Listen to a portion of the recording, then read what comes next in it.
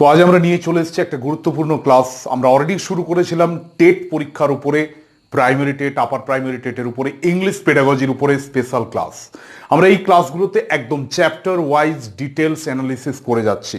তো এই জায়গাটাতে আজকের আমাদের যে বিষয় রয়েছে ওপরে দেখতেই পাচ্ছ কি রয়েছে, প্রিন্সিপালস অফ ল্যাঙ্গুয়েজ টিচিং।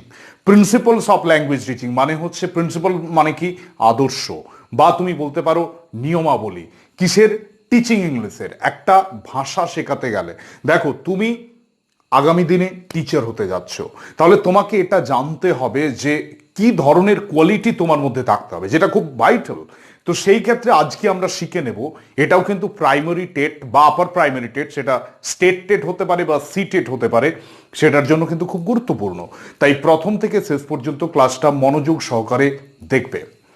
দেখো, প্রথমে বলছি প্রিন্সিপালস অফ ল্যাঙ্গুয়েজ টিচিং। আমি প্রথমেই বলি, আমার ক্লাস করার স্টাইল আমি প্রত্যেককে বলেছি যে একটা খাতা কলম নিয়ে বসবে, সেখানে আমি যে পয়েন্টগুলোকে বলবো সেই পয়েন্টগুলো অবশ্যই লিখে নেবে। কেন বলো তো? কারণ এগুলো তোমাদের এক্সামে আসার জন্য খুবই গুরুত্বপূর্ণ।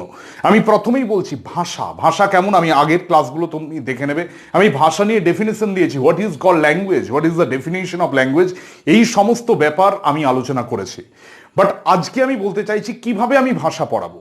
সহজ কথাটা মনে রাখো, ল্যাঙ্গুয়েজ টিচিং কথাটার মানে, ল্যাঙ্গুয়েজ মানে কি, টিচারকে কোন জায়গাটাকে দেখতে হবে, সেটা হচ্ছে so that a student can use the language as habit. কারণ language is nothing but a habit formation. Learning new language means habit formation, একটা নতুন অভ্যাস। আমি যখন বাংলা বলি তখন কি আমি এত সব ভেবে বলি? আমি তো নর্মাল বলি।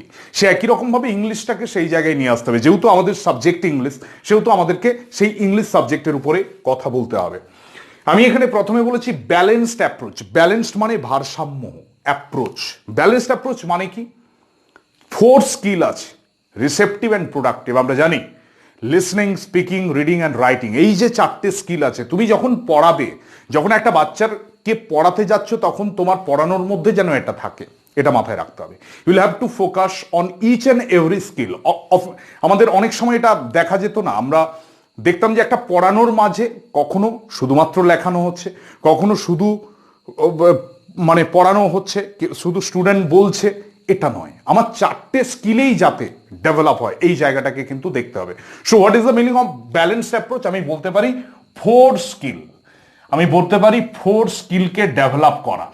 4 স্কিলকে ডেভেলপ করা। জাস্ট পয়েন্টটা, মেন পয়েন্টটাকে বুঝে নাও, তাহলে আশা করি প্রবলেম হবে না। 4 স্কিলকে ডেভেলপ করা হচ্ছে ব্যালেন্সড অ্যাপ্রোচ। তারপরে কি বলেছি? Acquaintance with the students personality. আর teacher must know his student, from where he is coming, what is the socio-economic background of that particular student, what is the aptitude of the student, what is the quality of the student. Everything should be in the knowledge of the teacher. এটা মাথায় রাখতে হবে। আমার কাছে যে বাচ্চাটা আসছে, তাকে আমি যদি নাই জানি, আমি তাকে পড়াবো কিভাবে? তাহলে তার all dimension of his personality সম্পর্কে যেন আমার আইডিয়া থাকে, এটা কিন্তু খুব গুরুত্বপূর্ণ, এটা মাথায় রাখতে হবে। তাহলে আমি বলে দিলাম অ্যাকোয়েন্টেন্স উইথ স্টুডেন্টস পার্সোনালিটি, এটা কিন্তু প্রিন্সিপাল অফ ল্যাঙ্গুয়েজ টিচিং এর মধ্যে ইম্পর্টেন্ট। তারপরে equal opportunity for the different student, খুব ইম্পর্টেন্ট। সেই ভালো টিচার হতে পারে যে প্রতিটি স্টুডেন্টের উপরে সমান নজর দেয় এবং সমান সুযোগ পায়।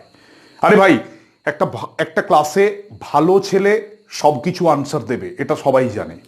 বাট আমি কি ক্লাসের মধ্যে প্রত্যেকটা স্টুডেন্টকে ইনভলভ করতে পারছি?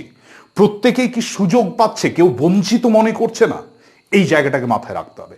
এটা তাহলে কি হচ্ছে, আজকে আমরা সবাই জানি যে এটা চাইল্ড সেন্ট্রিক ক্লাসরুম, যেখানে you'll have to give maximum opportunity to each and every student. You can't distinguish they are the good student, they will only answer. No, this is not the correct approach. Correct approach এটা নয়। তোমাকে এটা দেখে নিতে হবে যে প্রতিটা student তোমার সাথে কমিউনিকেট করছে কিনা, তারা অপরচুনিটি পাচ্ছে কিনা, তাহলে এটা important. Next, maximum involvement of the students. আমি আবারও যে কথাটা বললাম, আজকে কিন্তু ক্লাসরুম হচ্ছে স্টুডেন্ট সেন্ট্রিক ক্লাসরুম বা child centric classroom, learner centric classroom, যেখানে মেন ফোকাস কার উপরে? স্টুডেন্টের উপরে। টিচার কে? What is the role of the teacher? খুব ইম্পর্টেন্ট। এসছে টেট পরীক্ষায় এসেছে ফ্যাসিলিটেটর। ফ্যাসিলিটেটর হচ্ছে টিচারের রোল। সে সুবিধা কেবল সুযোগ সুবিধাগুলো দেবে আর নাথিং এলস, এটা মনে রাখবে। তাহলে আমার যে পয়েন্ট রয়েছে 4 নম্বরে, maximum involvement of student in the classroom, the participation of the student will be in the maximum level. This is very much important for our language classroom, এটা মাথায় রাখতে হবে। তো এটা হচ্ছে maximum involvement of the student. Next, structural approach. Structure মানে কি? Structure মানে কি? স্ট্রাকচার মানে হচ্ছে গঠন। আমি বলতে পারি একটা বাচ্চা নতুন ভাষা শিখছে, অবশ্যই সে তার মাতৃভাষা জানে, সেখান থেকে সে একটা নতুন ভাষা শিখছে, তাহলে তাকে কিন্তু অনেক ক্ষেত্রে স্ট্রাকচারাল অ্যাপ্রোচ দিয়ে বোঝাতে হবে। স্ট্রাকচারাল অ্যাপ্রোচ মানে কিছু ধরনের জেস্চার, কিছু ধরনের পোস্চার, এই সমস্ত দিয়ে তাকে বুঝিয়ে দিতে হবে। তাকে আমি সাপোজ যখন বলবো ইট, একটা খাওয়ার সিম্বলাইজ করলাম। আমি যখন একটা সিং বলে একটা নতুন ভার্ব শেখাচ্ছি, তখন একটু গানের মতো করে আমি বলে দিলাম। যখন ওয়াক বলছি, তখন আমি হেঁটে দেখিয়ে দিলাম। আমি বলতে চাইছি this is called structural approach. একটু মডেলের ব্যবহার, একটু চার্টের ব্যবহার, এটা হচ্ছে ফরেন ল্যাঙ্গুয়েজ শেখানোর ক্ষেত্রে এটা কিন্তু খুব ভাইটাল। সো স্ট্রাকচারাল অ্যাপ্রোচ হচ্ছে খুব important. Next, one concept at one time. One concept at one time মানে হচ্ছে একটা জিনিস আমি যখন পড়াবো সেটাকে আগে কমপ্লিট করব, দেন নতুন টপিকে যাব। সাপোজ আমি তোমাকে ভয়েস চেঞ্জ শেখাচ্ছি, হঠাৎ করে ভয়েসের অ্যাসার্টিভ ইন্টারোগেটিভ শিখিয়ে আমি সঙ্গে সঙ্গে শিফট করে গেলাম ন্যারেশনে। No, this is not the correct approach. When you are teaching your student, one thing you'll have to remember that you will have to first complete one thing or one topic first, and then you will definitely go to the another topic. But without completing one topic, you are jumping to the another topic. This is not the correct approach. Try to understand what I'm saying.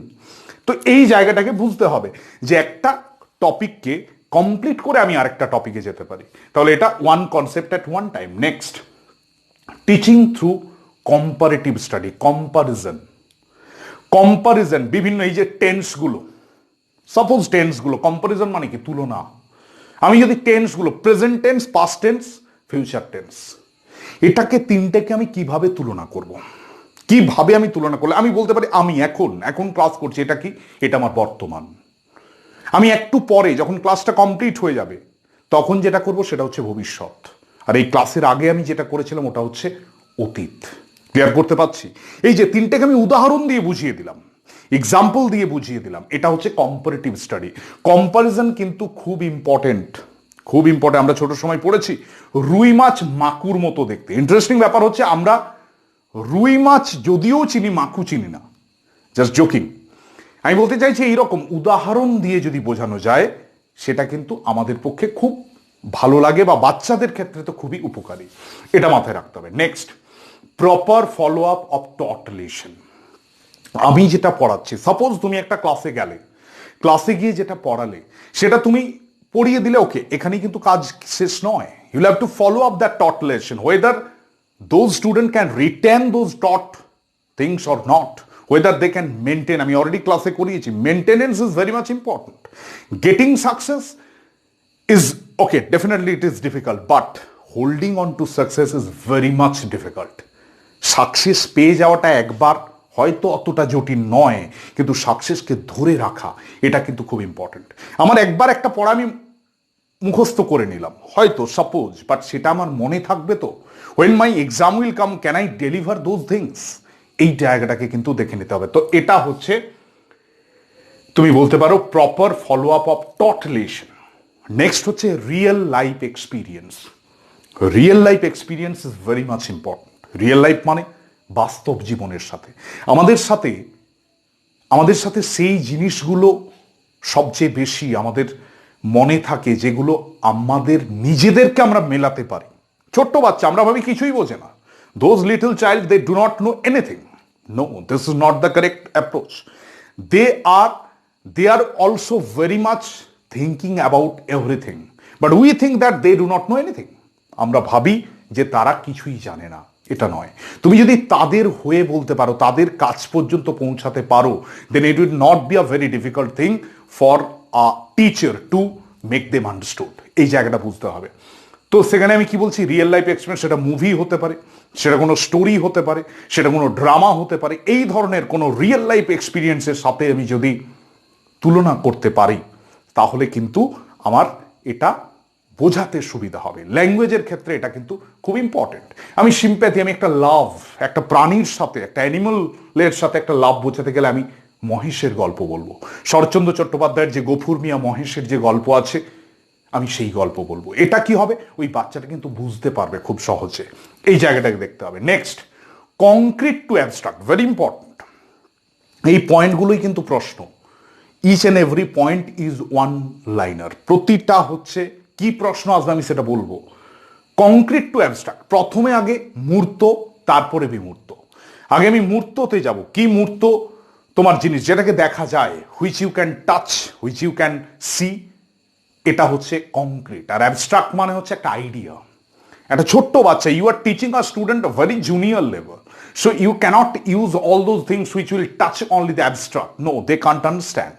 First যেটা আছে, যেটা আমরা দেখতে পাই, দেখবে বলেছিল না mother টেরেসার Nobel lecture, সেখানে তুমি দেখবে সেখানে মাদার টেরেসা বলছেন যে আমরা তো বলি ঈশ্বরকে আমরা খুব ভালোবাসি, কিন্তু আমরা আমাদের প্রতিবেশীকে সেভাবে দেখতে পারি না। আমার প্রতিবেশীর সাথে আমার ঝামেলা, আর আমি বলি আমি ঈশ্বরের খুব বড় ভক্ত। যাকে আমি দেখতেই পাচ্ছি না তাকে আমি কি করে ভালোবাসবো, যতক্ষণ না আমি যাকে দেখতে পাচ্ছি। কারণ জীবে প্রেম করে যেই জন সেই জন সেবিছে ঈশ্বর। আমি যদি আমার প্রতিবেশীকেই ভালোবাসতে না পারি, যাকে আমি দেখতে পাই, যাকে আমি ছুঁতে পারি, আমি ঈশ্বরকে কি করে ভালোবাসবো? This is the difference between concrete and abstract. Concrete মানে হচ্ছে যেটা তুমি ছুঁতে পারো, একটা বাচ্চা সেটা বুঝতে পারবে, কিন্তু অ্যাবস্ট্রাক্ট প্রথমেই কিন্তু বুঝতে পারবে না। তাহলে কখনোই জার্নিটা অ্যাবস্ট্রাক্ট থেকে কংক্রিটে হবে না, কংক্রিট থেকে অ্যাবস্ট্রাক্টে হবে। Next, variety of example. Example কি করে? একটা ব্যাপারকে আরো লুসিড করে দেয়। ইনস্ট্যান্সেস অর এক্সাম্পল কি করে? একটা ব্যাপারকে আরো বেশি লুসিড করে দেয়, আরো সহজ করে দেয়। So try to give many examples, different examples, not from a particular topic but from different genre. বিভিন্ন জায়গা থেকে তুমি এক্সাম্পল দিতে পারো, which will help a student to clear his idea. এই জায়গাটাকে দেখতে হবে। Next, homework and practice, very important. Homework প্রচুরবার টেট পরীক্ষাতে প্রশ্ন এসছে, সিটেট বলো, স্টেট টেট বলো। হোমওয়ার্ক কি করে? What is the function of? আমরা কি ভাবি, গার্জিয়ানরা কি বলে যে স্যার ওকে বেশি করে হোমওয়ার্ক দিন, ও সবসময় খেলছে। না, this is not the correct approach of the homework. Homework কি করে? Homework increases the habit of self study, নিজে নিজে পড়া। আমি এমন কোনো হোমওয়ার্ক দেব না যেটা সে পারবে না। What is the aspect of the homework?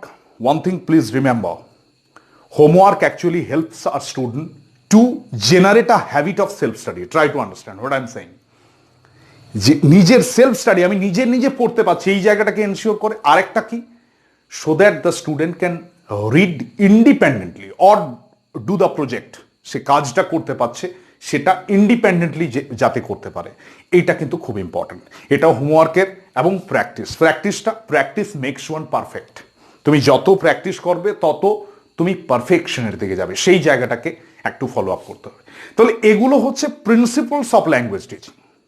আমি কিন্তু আদর্শ বলছি, অবশ্যই এরপরে আরও রয়েছে, সেই পয়েন্টগুলো আমি আলোচনা করবো। এবং তার সাথে আমাদেরকে আলোচনা করতে হবে মেথডস অফ ইংলিশ টিচিং, যেটা ভেরি ইম্পর্টেন্ট। তো আমার এখানের মধ্যে কি প্রশ্ন, ব্যালেন্সড অ্যাপ্রোচ বলতে কি বোঝো? তুমি অলরেডি বুঝে নিলে 4 স্কিল। তুমি এখানে acquaintance with the student personality, স্টুডেন্টটাকে জানতে হবে। ইকুয়াল অপরচুনিটি, খুব important, equal opportunity. You will have to focus on each and every student. You should not be partial, you must be impartial. Each and every student is equal to you. তোমার কাছে প্রত্যেকটা student তোমার কাছে equal. এই জায়গাটাকে clear করতে হবে।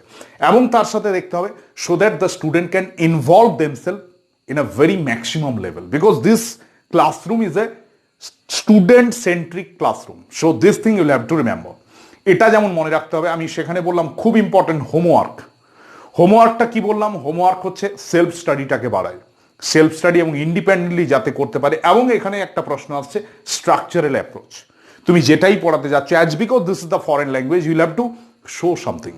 What ever you are teaching, if there is any structure about that particular thing. আমি যখন ওয়াক বলবো, তখন আমি যদি একটু হেঁটে দেখিয়ে দিই, I think this will help to clear the idea of the student. Try to understand. এটা হচ্ছে স্ট্রাকচারাল অ্যাপ্রোচ। জাস্ট এগুলোকে একটু ভালো করে দেখে নাও।